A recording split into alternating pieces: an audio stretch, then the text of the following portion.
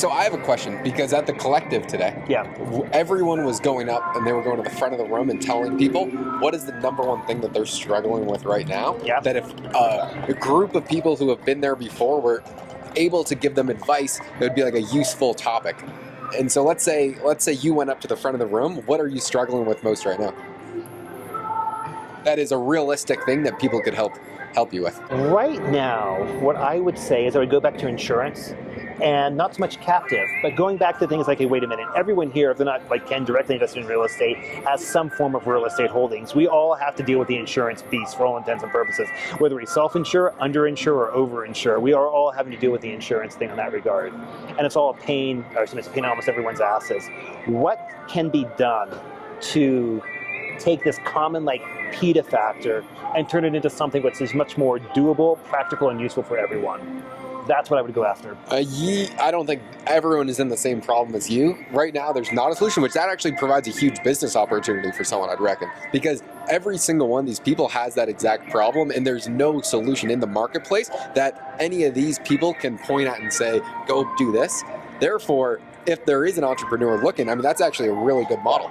If you could somehow offer insurance with everything covered for a cheaper cost and like a better plan.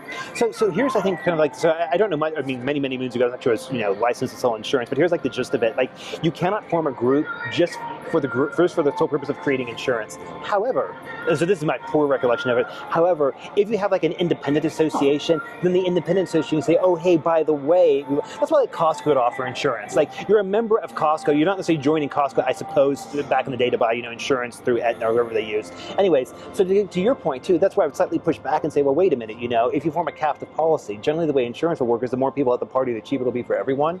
And so in that situation, that's why I would say everyone essentially has the same problem. And so making an insurance collective, no pun intended, to create a captive, base that's very, very large, that I think would be useful. And the reason I say that right now, because this is the biggest pain in my ass. Yeah. Well, that and taxes, but like, can I make the state property tax go away? Or can I bring an insurance captive policy online? Pick your battles, right? So you take this thing. First time at the slots. But so maybe you do.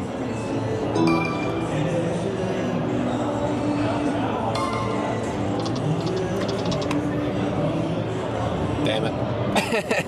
Am I out of money?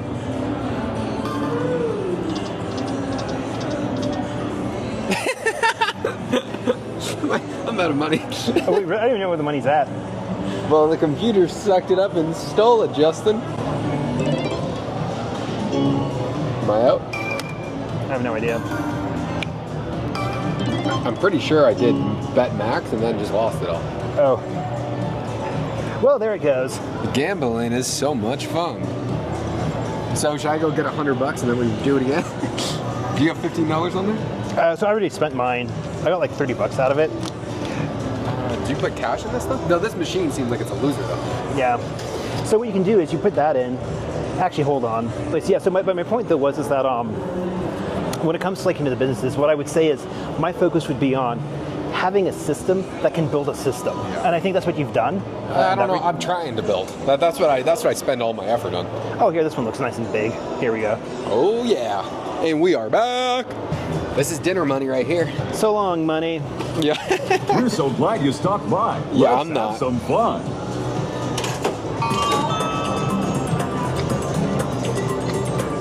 God damn it.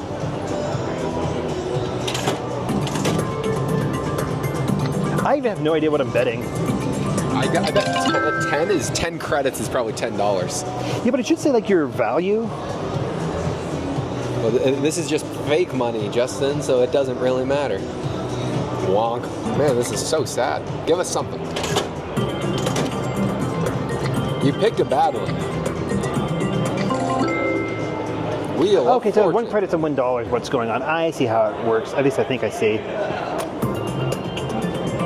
You just warming up the machine right now? Yeah, 1 bet at a time. I just don't know how you win. Do you have to get 3 in a row? Oh. Winner, winner, chicken dinner. This game sucks. Yeah. Again, it always comes down to time frame for me. And what is the best use of like your your capital. Because at the end of the day, that like all this fun is fun in theory, but is the goal to make money, or is it just to have like intellectual stimulation? And I think you can have both, but I used to spend so much time thinking through these different things, but at the end of the day, what drives revenue and how do you increase that? I mean, that's where my objective is, though. Yours might not be there. I was talking to a good friend earlier. I'll leave his name off, but you know who I'm talking about. I was talking to him earlier today. It's like, look, people always love to argue about philosophers, and the philosophers argue with themselves to like no end. And they've been having this argument for the past, 3 millennia or whatever, right? But here's one philosophical truth, and this is to your point, that you can bank the world on. The rent or the mortgage is always due at the first of the month. Yeah. That is a philosophical truth of the universe. And so that, like, my head is clearly around that. Like, I'm very blatantly open that is my goal, is to increase income or grow my portfolio. Yeah. And the amount of understanding of the monetary system that I see the guys, let's say in St. Bart's, who make like hundreds of millions of dollars from their portfolio actually make, and their understanding, it's really not that complex. They just move with the market.